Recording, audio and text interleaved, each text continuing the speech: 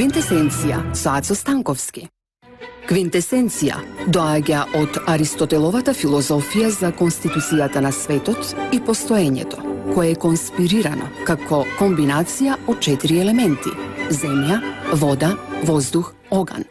А петтиот елемент, кој ги соединува сите и ги регулира, е наречен квинтесенција. Неговото поимање е блиско до постоењето на духот во метафизиката или како космичка интелигенција во езотеријата. Добар ден, драги слушатели и слушатели на најслободарското радио Слободна Македонија, која исто така емитува во боја и на некој начин ги импресионира вашите когнитивни рецептори што се однесува до сите овие аспекти кои се намножија во последната недела од нашето последно дружење. Секако дека беше многу тешко да се пристигне, цел еден саат патував од автокоманда до тука, гужвите се огромни и ова мое дневно објавување би го започнал со еден апел до надлежните дека ситуацијата со сообраќајот посебно од 3,5 па до кај 6,5 сат во Скопје е алармантна. Тоа е една агониска ситуација во која автомобилите како да скокаат еден врз друг, нервозата ескалира до нивои на граѓанска војна. Затоа наместо да се бавиме со стеници и комарци кои фрлаат боја, со нив може многу брзо да се справат властите, нели, на легално воспоставените избори кои ќе уследат наскоро, се надевам, и ќе се реши оваа политичка агонија и ова тотално лудило во кое сме внесени без наша волја, туку по волја на некои големи меѓународни играчи кои веќе се изгубија во собствените лавиринти, во собствените контрадикторни идеологии. Значи, за да не дојде до еден спонтан излив на негативна енергија кај возачите на градот Скопје, кои навистина едва и ги преживуваат овие сат и пол додека ги извозат тие 5-6-7 километри максимум до своите дубла, нели, за да одморат и веројатно претходно да добијат некој час по психотерапија кој на некој начин би ги смирил нивните нерви, кои башка се разиграни од поплавата и од земјотресот, и сега имаме едно лудачко вибрирање на сите нивоа и плюс политиката, нели, предводена од сите тие изфрустрирани шарени бригади кои како да се спремаат, значи повторно да функционираат во правецот на дестабилизација и нарушување на јавниот ред и мир во држава. Во секој случај, значи, апелот би бил токму усмерен кон решавање на овие ужасни ситуации во градскиот, нели, во сообраќајот во градот Скопје, кои навистина излегуваат од сите можни рамки на нормално одвивање на сообраќајот. Точно е дека сите метрополи, сите големи градови на планетава воопшто, па и во Европа, се погодени од овој логистички проблем, од овој сообраќајен проблем, но предпоставувам дека сепак бараат некакви решенија, прават надвозници, прават подвозници, кружни текови и така натака, но овде како да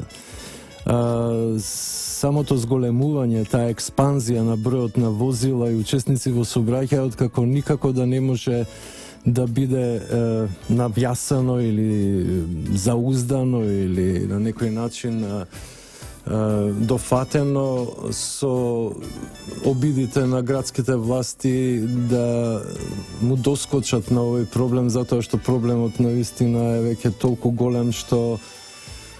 тешко да ќе се најде за догледно време некое пристојно решение, но можеби треба да се размислува во тој правец, затоа што ситуацијата, што би рекле французите, е трепенибла. Во секој случај треба да се изградат најмалце уште 10 мостови од малиот ринг на кај исток и од малиот ринг на кај запад, затоа што целиот сообраќај се слева во централното градско подрачје и тука доаѓа до страотни гужви. Денеска баш забележав дека, например, кога се спуштате од железара и одите кон автокоманда, потоа кон керамидница, може би тука треба да се направи некој мост и цел тој сообраќај би го водел преку реката Вардар, би го поврзал со аеродром, тамо кај салата Јане Сандански, а потоа би влегол во тој дел од градот, значи би ги сервирал граѓаните што на некој начин живеат во тој дел на градот, а живеат во североисточно, работат во североисточно Скопје. Потоа исто така треба да се направат веројатно еден или два моста кои би го споиле аеродром со кисела вода и маса други работи кај Злокуќани, например, кај салата Борис Трајковски, да се спои тој дел и тоа на неколку места со другиот дел, например, оној дел што е од страната на Карпош, да се спои преку Вардар со страната на Злокуќани и така на некој начин предпоставувам дека ќе се реши до некаде оваа гужва во сообраќајот. Исто така би можел да напоменам дека фалат многу кружни текови во Скопје, затоа што некои семафори, значи некои се оправдани, навистина го регулираат сообраќајот на еден фер начин и рационален секако начин, но другите се навистина како забавувачи на сообраќајот и мислам дека тука треба да се направат некои кружни текови и едноставно градот да добие некоја пропулзивност, да добие некој поголем динамизам во овие ужасни сати, значи од 3,5 до 6,5 негде, тоа е навистина ужасно што се случува со централното градско подрачје, па и дури некои булевари кои се подалеку, например 5-6 километри подалеку од централното градско подрачје се закрчени.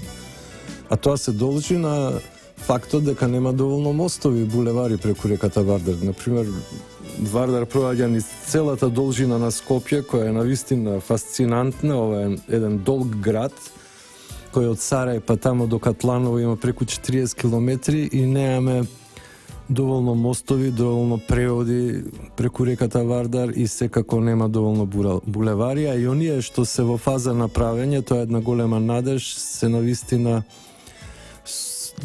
се реализираат со едно големо задоцнување. Може би поради некои објективни причини, но како и да е, ситуацијата е навистина ужасна. Но сега да преидеме малце на она што се вика сува политика, зашто тоа е она што нас не интересира и тоа е онаа глобална приказка што еден ден станува историја. А ние како современици на еден глобален политички процес сме исто така сведоци на една историја која е во настанување. Има многу топикси, многу ситуации кои се достојни за една подлабока анализа, а може би и за деконструкција, за раскринкување на илузорностите кои се обмотани како некаков шлак или како некоја копрена околу вистинските настани што се случуваат на планетава во поедини жешки делови на планетата, а ги има неколку, значи има барем неколку потенцијални кризни жаришта, како што спомнавме минатите пати. Едно од најкризните е токму во Јужното Јапонско море, потоа тука веројатно може да се соочат американската и кинеската војна моќ. Имаме едно во Европа, тоа е украинското воено жариште, кое сега за сега е примерено, но секогаш може да ескалира, сето тоа во зависност од главниот геостратегиски залог на планетава моментално, а тоа е Блискиот Исток. Гледаме дека ниедно примирие на Блискиот Исток не се почитуваше. Прекршувањата на тие примирија доаѓаа од почеток, значи од страна на оние кои се под контрола на американските сили. Значи во тој дел првите 2 дена имаше преку 55 напади од тие наводно moderate opposition, но тоа нема врска со никаков moderate или умерена опозиција, затоа што се работи за наоружани војни, значи борци кои делуваат терористички, делуваат насилно, делуваат милитарно и тука веќе не можеме да правиме дистинкција помеѓу тоа кој е moderate, а кој е, нели, екстремен и радикален исламист. Но има индиции дека американската војна моќ е навистина врзана со ИСИС или Даеш, како што го викаат арапите, и најверојатно дека тоа е една нема, премолчана коалиција која на многу начини се случува во светската политика, посебно во последниве децении. Би рекол дека тие чудесни врски кои навидум не се гледаат, се како еден вид маска, но тој тип на делување е промптно демаскирано, затоа што Асад и русите имаат големо искуство, посебно Пјутин, како човек кој доаѓа од разузнавачката заедница. Тој ги има простудирано сите западни стратегии и начинот на кој делуваат, нивната пропаганда, нивната машинерија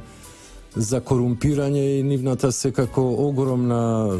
медиумска покриеност, која денеска е веќе разминишана затоа што веќе постојат други силни медиуми од другата страна, нели, на линијата на фронтот, кои со своите информации ги разобличуваат дотераните, исфилуваните, да ги наречам, прилози кои имаат една единствена цел да извршат добро дрилање на умовите на луѓето и на некој начин да ги сензибилизираат за својата кауза и на тој начин со една суптилна пропаганда да ги втераат во своите зони на интерес.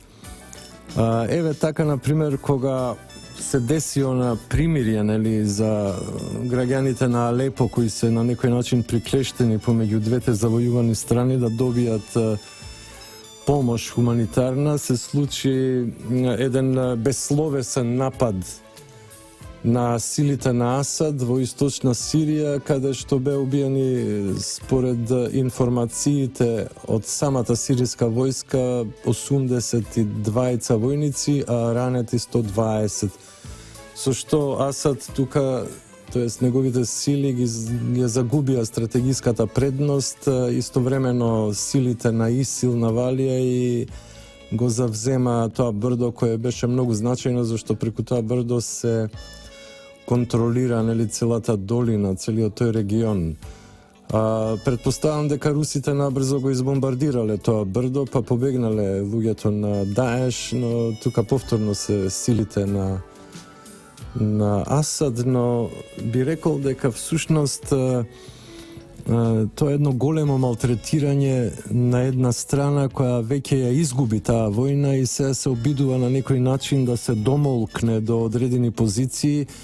Се обидуваше преку зелената маса, но нивното некултурно однесување, нивното подмолно дејствување во случајот создаде всушност компромитација на нивната страна. Потоа уследи еден напад на хуманитарен конвој, каде што десетина камиони повеќе можеби беа уништени, 18 луѓе кои беа со тие камиони кои носеа хуманитарна помош беа убиени. Повторно во Обединетите нации беше обвинет Асад и Русија, но всушност оваа страна, значи руско-сириските сили, го изнегираа тој обвинителен момент дека се всушност тие причинители на ова страшно злосторство и одеднаш почна да се истражува тој дел, тој момент, нели, тој ужасен момент, тој трагичен момент. Беа внесени, нели, снимките од сателитите и така натака, испадна дека всушност тие биле нападнати од доле, значи не од горе, не од некој летачко средство, авион или хеликоптер, туку биле нападнати на исто ниво и се гледаат гранатите, баш кај самите сведоци, луѓето во конвојот препознале тука дека се работи за американски ракети, за американско оружје. Американците негираа дека летале во тој дел од Сирија, нели, но може и самите бунтовници кај кои е регистриран напад таа вечер всушност. Има и снимки кај што гледаме повици Аллаху Акбар и така натака, и фактички испадна дека тој конвој е повторно нападнат од антиасадовите сили, од опозицијата, нели, можеби од некои радикални исламистички структури, кој ја дал таа команда и така натака. Тоа тешко дека ќе се открие, затоа што секој ќе ги крие трагите на злосторството, колку и да е инволвиран во тоа, но факт е дека повторно се работи за една обструкција. Потоа примирието беше радикално нарушено, се случи, значи, обнова на целокупните дејствија и Алепо беше бомбардиран, нели, поготово тие делови каде што се стационирани Ал-Нусра и ИСИС. Потоа почна нова пропаганда, нели, сентименталистичка пропаганда, во која американската медиумска машинерија под контрола на војно-индустријскиот комплекс и сите овие што ги гледаме во администрацијата на Обама, нели, тие што се играчи од високо ниво, од висок маштаб, почнаа да сервираат крајно сентименталистички, скоро холивудски приказки за трагедијата на граѓаните на Алепо. Секако дека трагедијата на граѓаните, на тие жени, деца, старци, луѓе и така натака, било кој е страотна, затоа што се изолирани и се во самиот епицентар на конфликтот помеѓу две сили кои се на некој начин сојузени со две светски сили, а тоа е United States of America и Руската Федерација. И сега гледаме, значи, еден ужас, трагични слики срцепарачки, кои се случуваат во таква ситуација. Но ако направиме една генерализација, ако тргнеме од моментот дека тоа се случки кои се случуваат секаде кај што има војни, кај што една голема сила едноставно диктира едни тирански состојби на некоја помала, нејака, ненеоружена групација луѓе, тоа се случува и тоа е нешто што се случува со децении, би рекол. Откако постои, нели, овој тип на војување со авиација, со перманентни бомбардирања, и порано, веројатно, Првата светска војна, кога тие бомбардирања биле вршени со артилерија, авиацијата тогаш била во повој и не можела да испорача вакви разорни, нели, состојби на теренот. Но факт е дека она што американците сега го прават како срцепарател на холивудска серија за Алепо, всушност тие тоа го прават веќе 20 години. Толку трае нивниот интервенционизам од жесток карактер на Блискиот Исток. А ако го земеме она што се случуваше негде 90-91 со ударот врз Садам Хусеиновиот Ирак и неговите сили кои го окупираа во тоа време, го анектираа Кувајт, кој беше направен на ниво на американската амбасадорка во тоа време во Ирак, каде што му беше дозволено да го анектира Кувајт поради тоа што се ангажираше со години во иранско-ирачката војна, која Садам ја водеше за сметка на американците и каде што беа убиени преку 2,5 милиони луѓе во таа страотна војна. Одеднаш, кога Садам го зема својот поклон, своето ветување, беше едноставно тончиран и беше на некој начин обвинет дека е агресор и веднаш целата харанга почна да се одвива против него на ниво на Обединетите нации и на ниво на американската држава, нели? И тогаш беше избомбардиран, но не беа бомбардирани Багдад и Басра до тој степен, едноставно он се повлече од таа паралела на која му беше укажано и тогаш престанаа бомбардирањата. Можам да кажам дека конзервативните структури на републиканците, иако беа поврзани во тоа време со војно-индустријскиот комплекс, беа далеку похумани од овие демократски структури кои се вистински перверзни убици. А сега повелете малце на реклами и малце музика.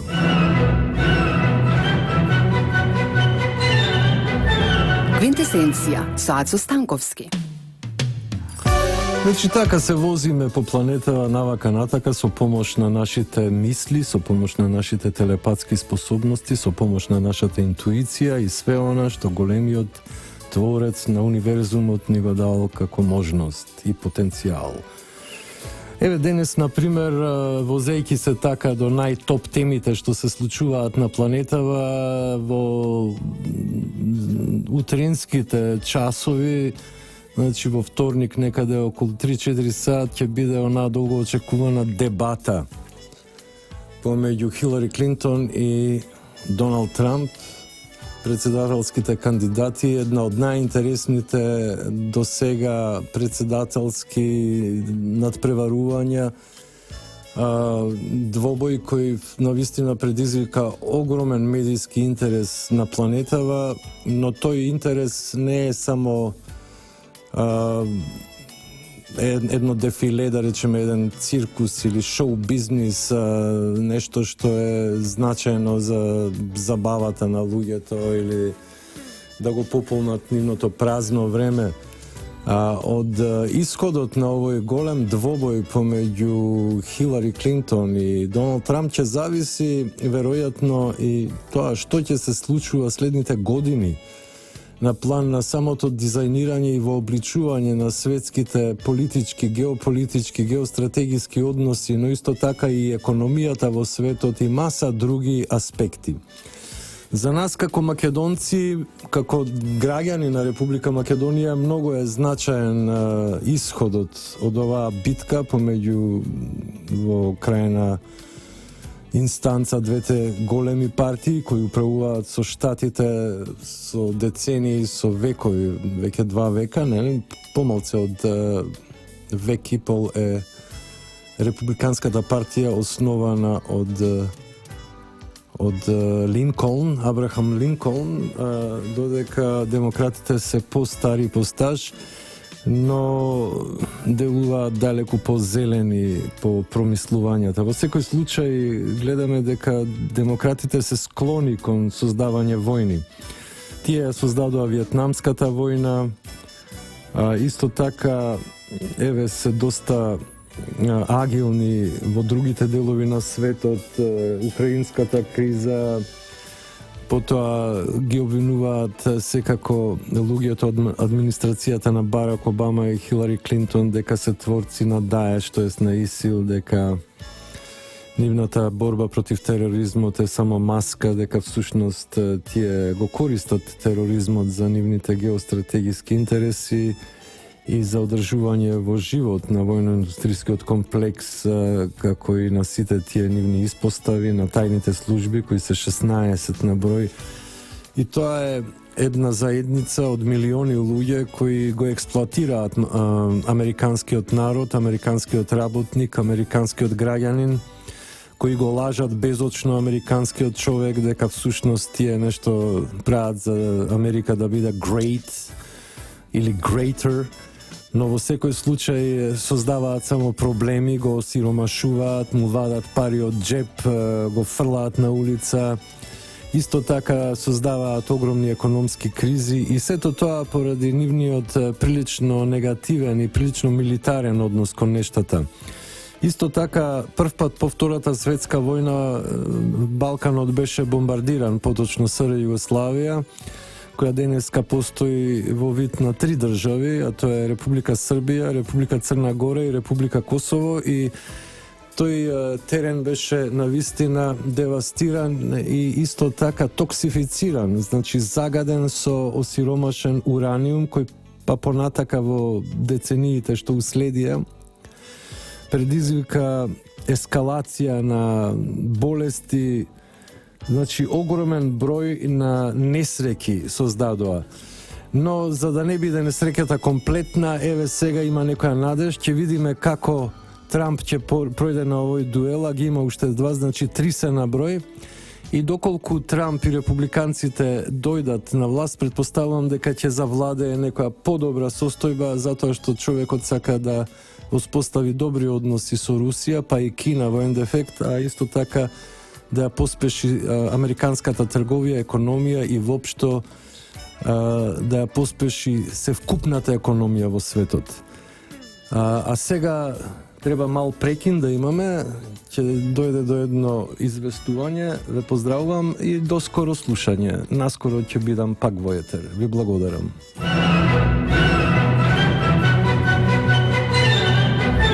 Квинтесенција со Ацо Станковски.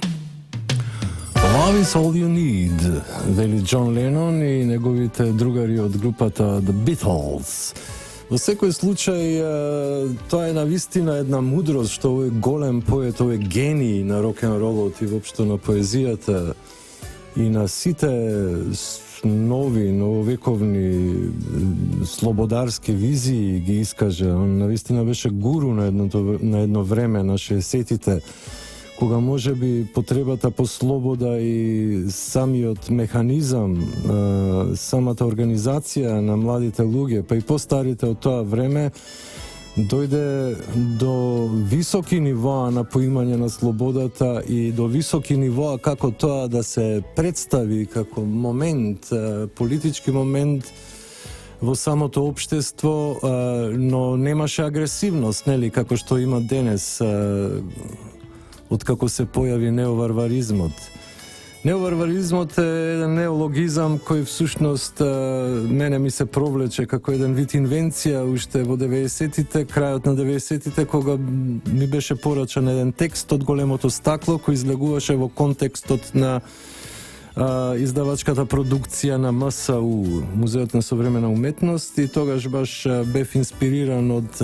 уништувањето на гигантските будини споменици во Тора Бора од страна на талибанците, на талибанскиот режим, и го најавив тој неоварваризам како еден вид на манија што ќе уследи, како еден културолошки тип на дегенерација кој ќе навлезе на светскиот план, на интеракции културни и уметнички, идеолошки, филозофски и религиозни.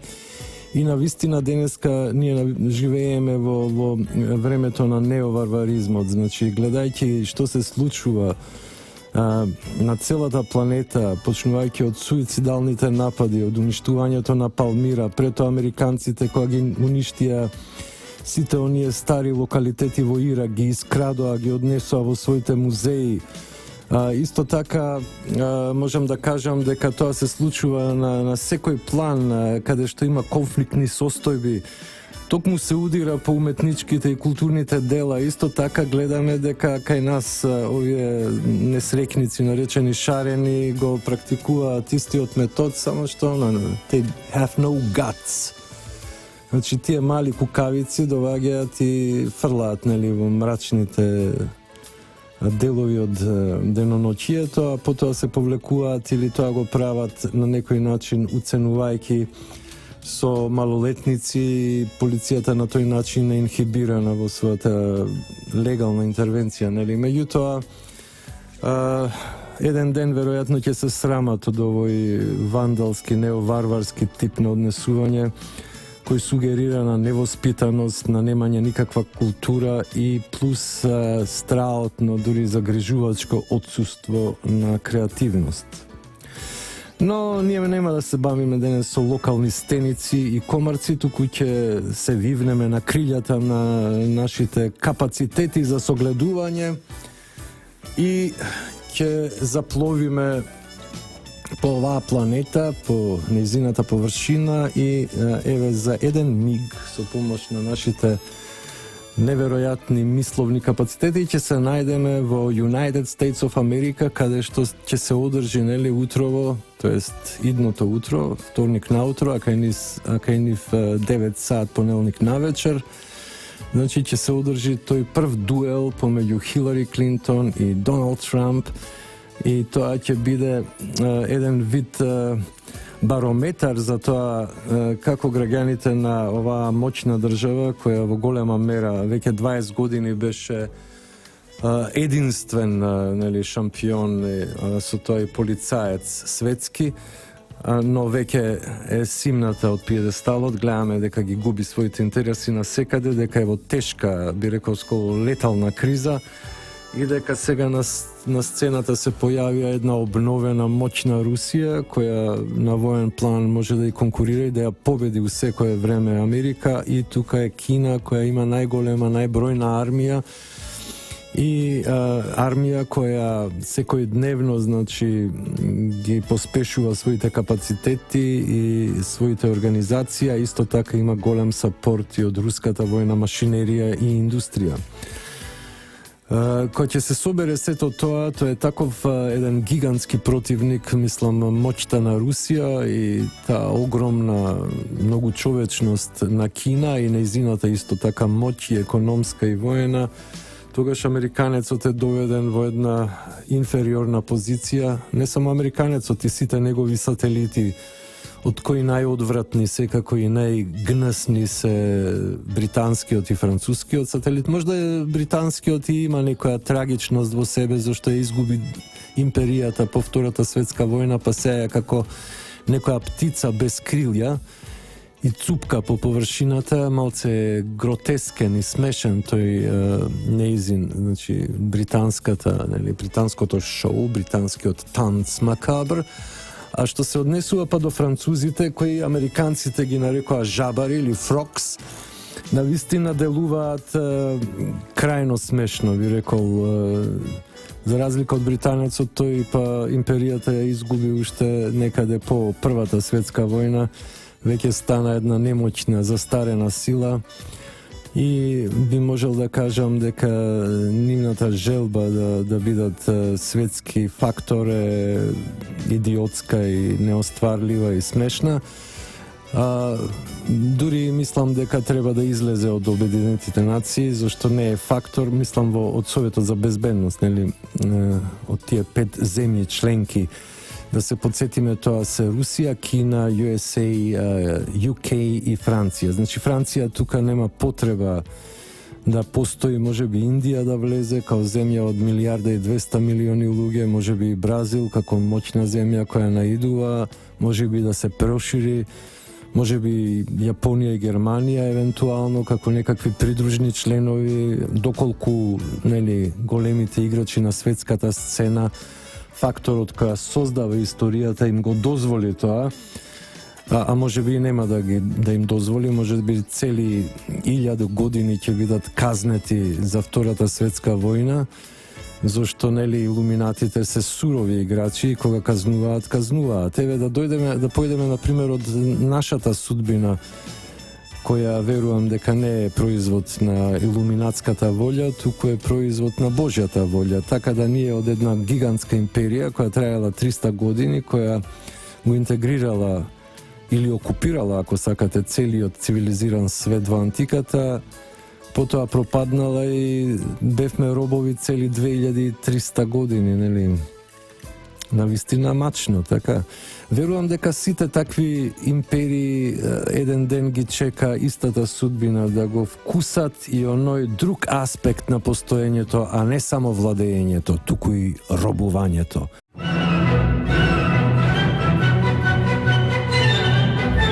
Квинтесенција со Ацо Станковски.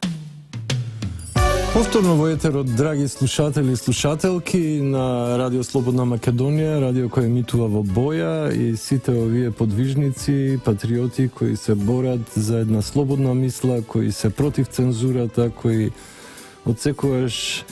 се грижеле за правичните демократски односи во општеството.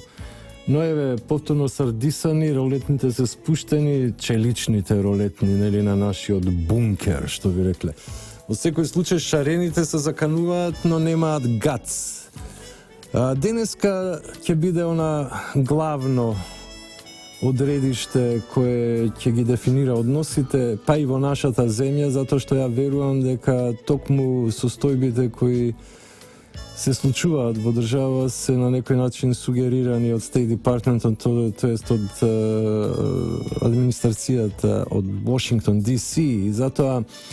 ние сме многу заинтересирани за тоа како ќе се одвиваат претседателските избори. Секој македонец патриот, оној кој се грижи за својата земја и кој сака да биде оставен на мира од страна на замешателството, од страна на туторството на неолибералната диктатура или ако сакате тиранија на Демократската партија на Соединените Американски држави, чии амбасадори изминатите 80 години го тормозе ова општество, овој последниот веќе инфлагранти се појави како главен фактор на менаџирањето на кризата, усмерувањето на главните политички текови во Република Македонија и во блокирањето на сите општествени ситуации, интеракции и човек кој навистина се намести на местото на опозицијата најбесловесно, можеше да биде малце поделикатен, но гледаме тој ги изгуби сите своји војни, затоа што пред тоа беше на Блискиот Исток, а сега дојде и оваа ќе изгуби. И тоа не поради тоа што позицијата ќе ги победи опозиционериве со огромна разлика според моите прерачуни и интуиции, разликата би требала да биде помеѓу 250 и 300 илјади гласачи, затоа што опозицијата, значи, влезе во еден салто мортале и во една многу лоша кампања, посебно со некои одредници кои се неприфатливи за здравиот дел и поголемиот дел од македонскиот народ, но тие влегоа во вакви самоубиствени состојби поради тоа што желбата за власт ги полуде, а исто така и господинот од Кале кој ги мота, нели, како идиоти, нема визија, нема прецизна визија, туку се работи за една перверзна, недоквакана игра која исто така ќе му служи за нечест. Но во секој случај ние како патриоти, како промакедонци сакаме Трамп да победи, затоа што со тоа ќе дојде до коренити промени во американското општество, а со тоа и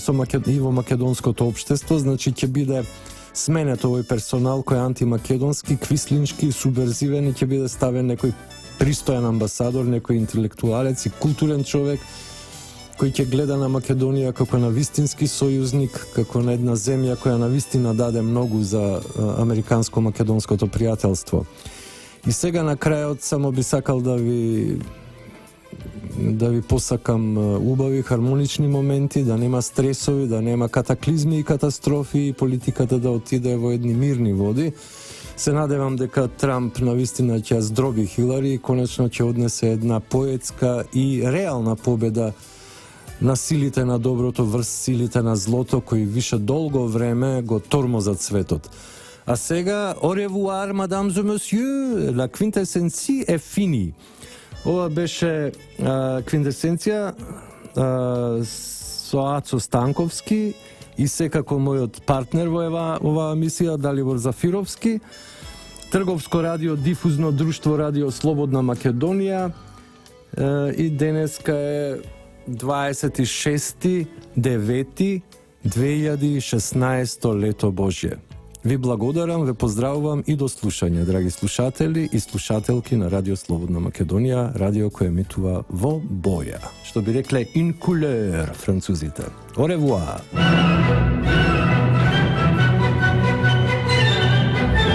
Квинтесенција со Ацо Станковски.